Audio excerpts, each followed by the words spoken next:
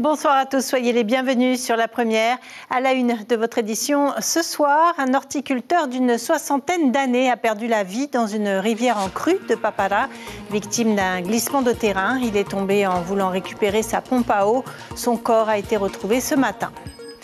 Une délégation de représentants de l'armée de l'État du pays et d'associations s'est rendue à Mojuloa et Fangataufa. Compte rendu de la visite dans ce journal. La Passion du Christ commémorée grâce au chemin de croix. Hier, 200 jeunes catholiques de Fa'a se sont donné rendez-vous à Hitia'a pour marcher ensemble. Du sport, bien sûr, ce soir avec au menu du surf et les jeunes qui se disputent la sélection au championnat du monde. Vous verrez aussi que l'aviron indoor fait partie des disciplines en vogue. Le championnat de Polynésie permet de se mesurer aux meilleurs. Et puis la Polynesian Boxing Association de Tauhiti Nena remet les gants. Elle a obtenu à nouveau la délégation de service public. Arihoete Afana est avec nous ce soir pour nous détailler tous ces sujets. Enfin, nous remonterons quelques années en arrière, en 2005 précisément, pour déguster un bon Ma'at Haiti, vous verrez. La tristesse à Papara tout d'abord. Un horticulteur d'une 60aine d'années a perdu la vie la nuit dernière au PK35. L'homme était parti vérifier la pompe à eau de son fa'apu près de la rivière Mateoro qui était en crue. Introuvable, même avec l'intervention de l'hélicoptère Dauphin des forces armées, son corps a finalement été identifié au large ce matin. Raihei Nadjarian, Mirko Vanfo. Ils y ont cru jusqu'au bout. Ils n'ont pas eu de miracle. Papara, il est 9h20. Le corps de l'horticulteur sexagénaire a été retrouvé au large par ce zodiaque des pompiers de Papara. On est sorti à 5-6 km à l'extérieur de la passe. Et justement, c'est en contournant, il y avait des branchages et tout, tout ce qui a été emmené par la rivière, en contournant justement tout ça, ce paquet-là. Et du coup, les deux copains ont bien vu de loin le corps qui flottait. Donc, là, on s'est approché, de suite, on a récupéré le corps. Ce type de pompe permet aux habitants des vallées de récolter l'eau des rivières. À cet endroit précis, la victime voulait récupérer la sienne, mais elle a été emportée dans un glissement de terrain. Il y avait eu un temps de pluvieux, mais c'est que dans la montagne, le pluvieux était là. Et je suis arrivée vers les 8h30, le corps est déjà parti dans la rivière. Mais c'était fort, c'était fort. La pluie était forte aussi et le courant aussi était fort. Cette image témoigne des dégâts causés par la rivière. Une partie de la route principale a été emportée par le courant. La plupart des habitants sont sous le choc. Ils n'avaient jamais vu le niveau de l'eau monter aussi haut. J'avais une grande peur. J'avais une grande peur parce que se retrouver dans cette eau emportée, c'est pas amusant. Et effectivement, il faut faire quelque chose. Secours en mer, le Dauphin, tous les moyens ont été déployés pour retrouver le disparu. La maire de la commune l'a affirmé. Le dernier drame de ce genre survenu dans la vallée remonte à 2008. Direction les Tuamotu maintenant pour parler des conséquences des essais nucléaires. Les atolls de Mojuloa et Fangataufa sont toujours propriété de l'armée. Les civils ne peuvent s'y rendre librement. Une mission État-pays était organisée hier en présence d'élus et d'associations. Objectif, faire le point sur la surveillance et rendre hommage aux 3 anciens travailleurs décédés dans une explosion accidentelle à l'époque du CEP. Lucille Guichet, Mélissa Chang. Visite guidée sur l'atoll du Grand Secret. Chaque année, la mission Turbo du CEA vise à surveiller l'ancien site d'expérimentation nucléaire. Des prélèvements effectués dans le lagon, au large et dans les sols de Mojuloa et Fangataufa, mais aussi sur la faune et la flore, afin d'en mesurer la radioactivité. Ici à Mojuloa, vous avez 28 militaires qui sont là en permanence pour à la fois garder l'île et en même temps soutenir les missions qui viennent ici pour surveiller l'atoll au plan radiologique et géomécanique. Au puits de stockage numéro 1, les déchets radioactifs sont enfouis sous la roche. Il existe au total une 30aine de puits comme celui-ci, avec des déchets à des degrés de radioactivité différents.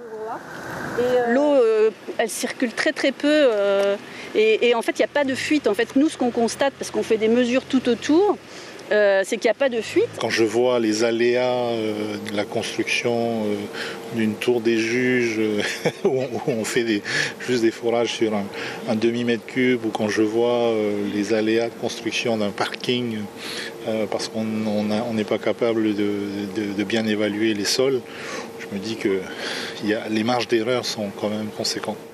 Pour cette visite officielle, l'État et le pays sont accompagnés de représentants et d'associations.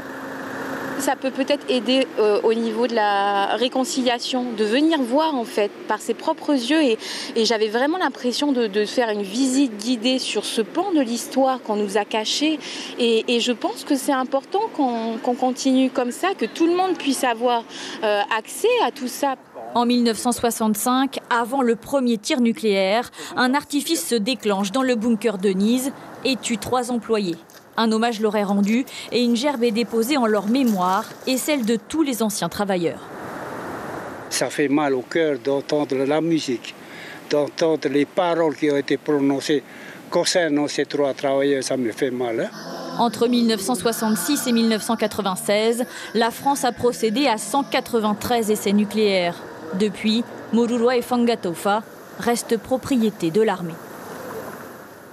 Hier soir, la pluie s'est invitée au Heiva Taurea. Résultat, les élèves du collège de Taoné ont vu leurs prestations interrompues et l'établissement de Taravon n'a pas pu passer. Ils vont pouvoir se produire à nouveau ce soir à Toata.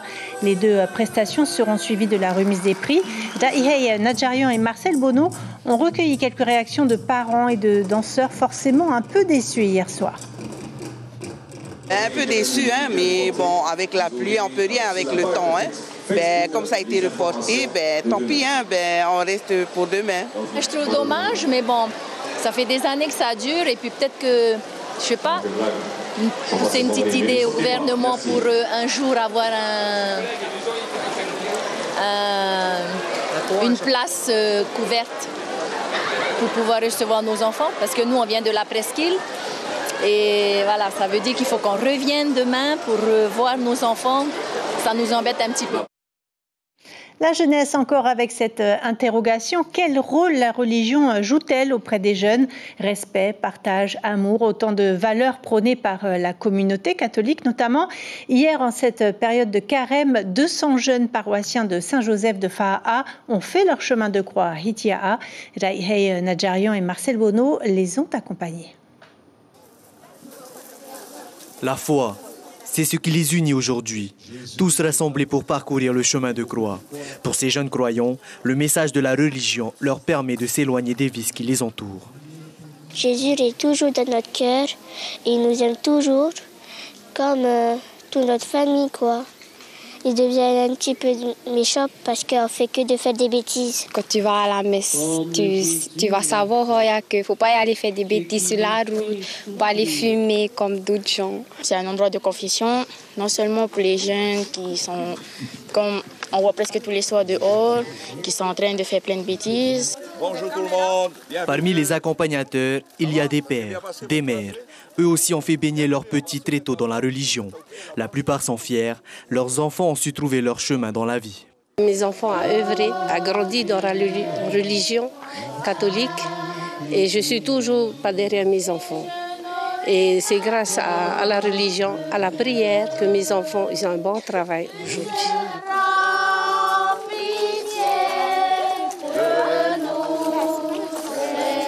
Plus de 200 croyants ont fait le déplacement, tous guidés par le père Abraham.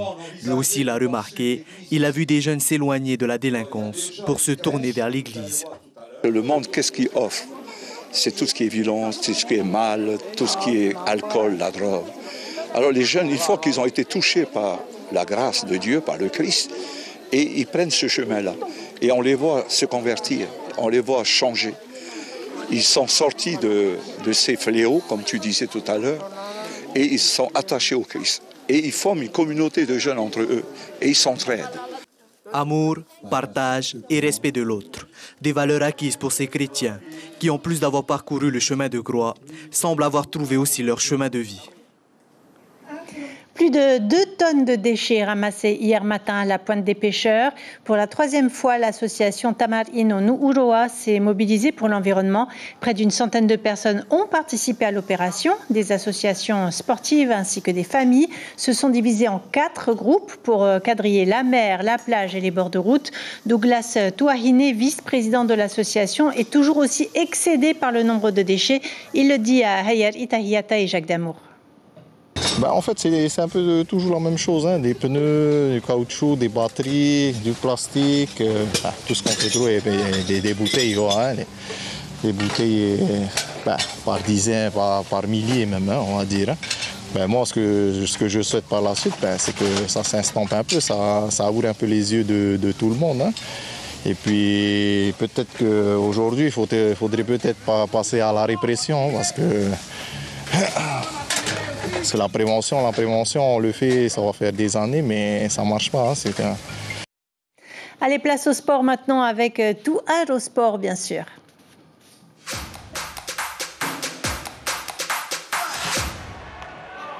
Et comme promis, on retrouve Adiho et Tefafana. Bonsoir. Bonsoir. On commence avec du surf et cette compétition en vue du championnat du monde ISA Junior.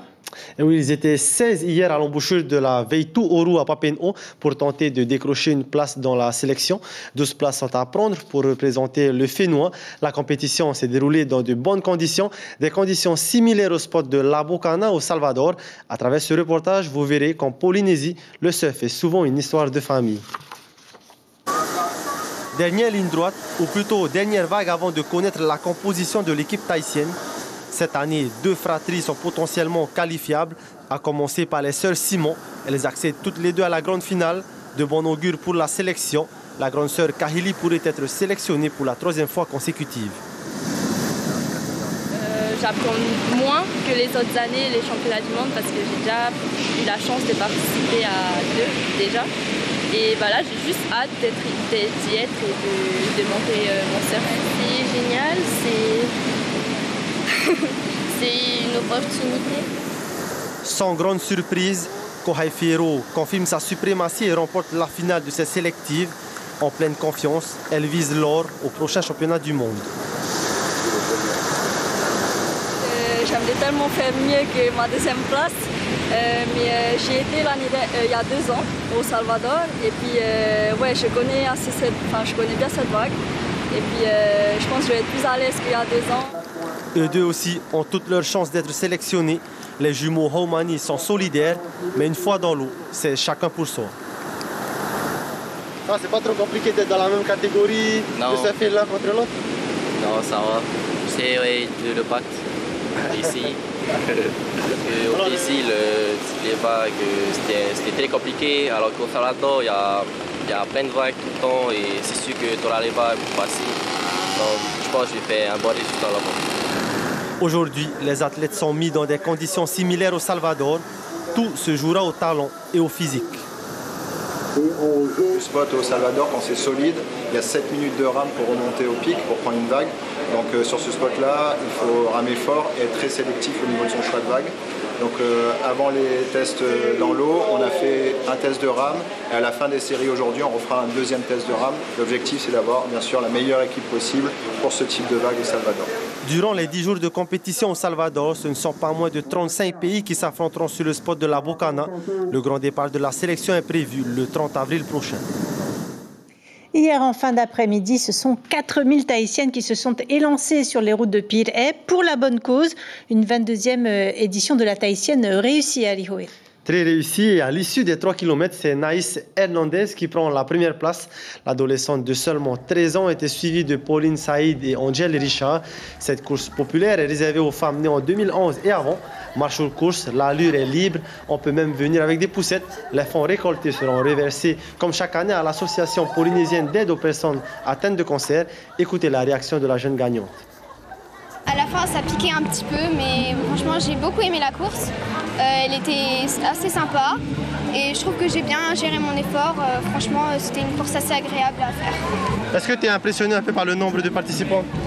Ouais, je pensais pas qu'il y en avait autant, mais c'est bien, ça fait des motivés. En plus, ouais, non, franchement, c'était cool. Cette discipline maintenant qui pourrait créer la surprise aux Océania, l'aviron indoor. Plus de 400 personnes ont participé au championnat de Polynésie organisé par la Fédération polynésienne d'aviron. L'événement s'est déroulé sur 2 jours au parc de Veitupa Fa'a, l'occasion d'évaluer son niveau. Et vous allez le voir, les athlètes sont motivés. David Chong et Tim Pruvot. Le rameur, c'est un petit peu le dénominateur commun de tous les sportifs. Tous l'utilisent dans leurs entraînements, comme Iotua, qui a commencé le crossfit il y a 6 mois. Aujourd'hui, il est venu se mesurer aux autres et il a sa stratégie. On s'est dit à la maison que vu que c'est très lent, on s'est dit qu'on va faire tout doucement. Et durant les 300 derniers mètres, on donne tout et on se crame jusqu'au bout, quoi. Dans le même groupe, des profils différents, dont quelques licenciés de la fédération qui sont spécialisés dans la pratique du rameur d'appartement. Anthony a l'expérience en plus. Alors déjà, c'est un sprint lent. Donc l'échauffement, il ne faut pas trop brûler les calories, il faut les garder pour la course. Parce qu'on a quand même un grand passage à traverser après 200 ou 250 mètres. Il faut atteindre les 800 dans de bonnes conditions pour bien terminer la course. Après, il faut se dire que pour nous, catégorie 50, 59, en dessous de 4 minutes, c'est déjà bien. Le but du jeu est simple, boucler la distance de 1000 mètres le plus rapidement possible. Sur cet écran est affichée la progression des compétiteurs en temps réel. Mais attention à ne pas s'épuiser avant la fin du challenge. Le temps que tu voulais faire, beaucoup mieux de ce que j'attendais. Ça nous tue les jambes. Mais comme tu sais qu'une compétition jusqu'au bout, tu donnes tout. Et voilà, c'est ça le secret. Cette année, la fédération est allée chercher un public différent, plus jeune. Elle a rassemblé 432 participants, dont 315 scolaires et jeunes de moins de 16 ans. Fort de l'expérience qu'on a eue au championnat d'Océanie en Nouvelle-Zélande l'année dernière, on a vu qu'il y avait vraiment de forts potentiels, avec en plus des jeunes marquisiens qui ont été au championnat de France scolaire cette année. Et là, l'objectif, c'est déjà d'identifier des talents qu'on va accompagner au cours de la saison pour les sélectionner et les amener soit en Nouvelle-Zélande, soit en Australie avec une échéance océanienne en fin d'année. Les Océanias sont prévus pour les mois d'octobre et novembre. La fédération est en discussion avec les autres pays d'Océanie pour fixer une date. À la clé, un stage nautique avec les champions australiens ou néo-zélandais. Allez, on termine avec la Polynesian Boxing Association qui reprend du service. C'est elle qui a obtenu la délégation de service public. Et oui, pas sans difficulté, puisqu'après 7 années difficiles, la fédération présidée par Tauhiti Nena organisait sa 2e soirée de boxe à la salle Omnisport de Fataua. 13 combats étaient au programme. Si la reprise se fait calmement pour la fédération, les entraînements des athlètes n'ont pas diminué d'intensité durant la période de stand-by. Le reportage de David Chong. Les effets d'une longue période de vache maigre pour la Polynesian Boxing Association. Les soirées de boxe ici à Fataua ont sensiblement changé. Pas besoin d'être un habitué pour s'en rendre compte. Tiar Ihau fait partie de la fédération de boxe anglaise. Il est venu voir un ami à lui. Ce qui me marque dans cette fédération, c'est le monde présent. Il y a pas mal de monde, mais en vrai, contrairement à l'autre, c'est quand même assez minime. Genre, on va dire, c'est plutôt, j'ai l'impression, les proches qui viennent. Alors que l'autre fédération, c'est un peu plus, beaucoup plus de people.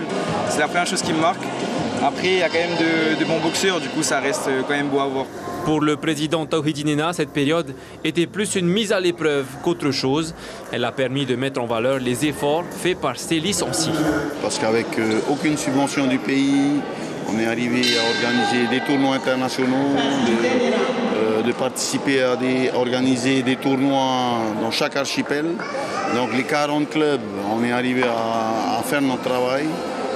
Et donc, c'est pour dire que finalement, avec rien, on arrive à avancer. Cette délégation de service public, c'est la possibilité à nouveau pour la fédération de représenter le Fénois à l'international. Edith Tavanae a réalisé ses premiers combats il y a 20 ans. Aujourd'hui, elle entraîne sa fille, Temayana Izal. Elle a remporté la médaille d'argent au championnat de France chez les cadettes de moins de 54 kilos au mois de février dernier. La petite famille n'a pas attendu la DSP pour s'exporter.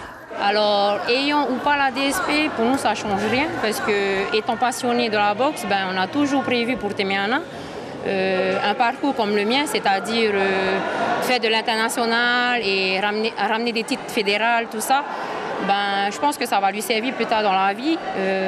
Ça sera une ouverture aussi pour elle plus tard dans ce qu'elle voudra faire plus tard. Voilà.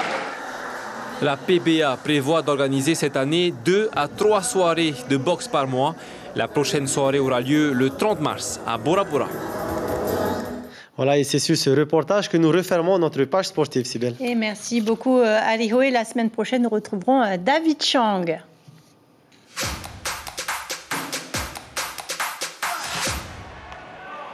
Notre Fénois d'avant pour terminer, on remonte en 2005, direction Apitiam Orea pour un bon Ma'atreti, tout droit sorti d'un Ahima'a, un four traditionnel. La recette tout de suite avec Chiquita Teiva.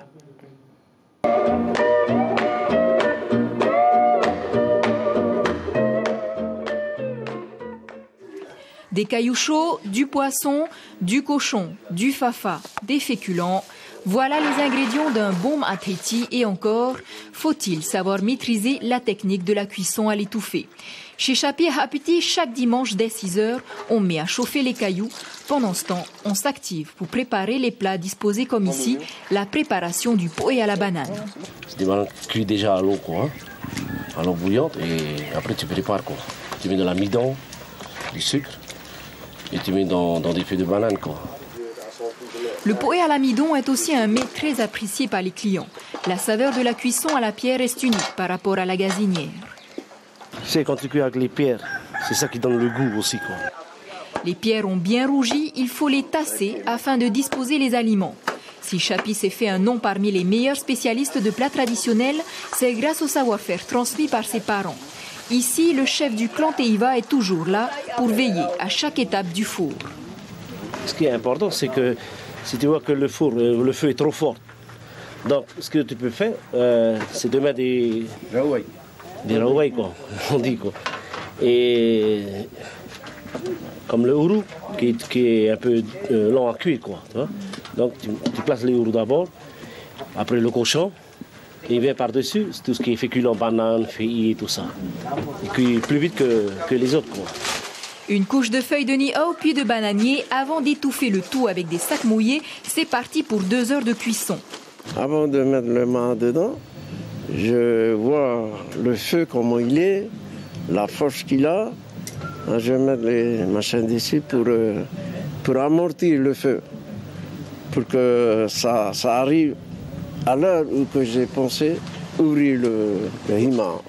Pendant que les enfants préparent le buffet pour les clients du restaurant, Papi Teiva ne perd pas de temps. Son ma'atreti l'attend. À 73 ans, il garde toute sa tête et toute sa santé. L'actualité de ce dimanche est marquée par la mort d'un sexagénaire à Papara. L'horticulteur était parti vérifier la pompe à eau de son fa'apu hier soir près de la rivière Mateoro qui était en crue. Introuvable, même avec l'intervention de l'hélicoptère Dauphin, son corps a finalement été retrouvé au large ce matin. L'actualité de la semaine à venir sera marquée par le début du montage de la Tour des Juges demain. Mercredi, le navire laboratoire Plastique Odyssée fera escale à Apataki au Tuamotu. Enfin, rendez-vous samedi pour la course de Va'a qui ouvre la saison. Le marathon Polynésie, la première Tahiti cadeau, bien sûr. À suivre sur la première, le film Respect sur la carrière d'Aretha Franklin, icône de la musique. Au programme ensuite la série White Sands. À la une de Tahiti Info demain, les propriétaires de mairies définitivement reconnus. C'est la fin de cette édition. Merci de l'avoir suivi. Demain, vous aurez le plaisir de retrouver Maruki Duri aux commandes des journaux de midi et de 19h. Passez une excellente soirée sur la première.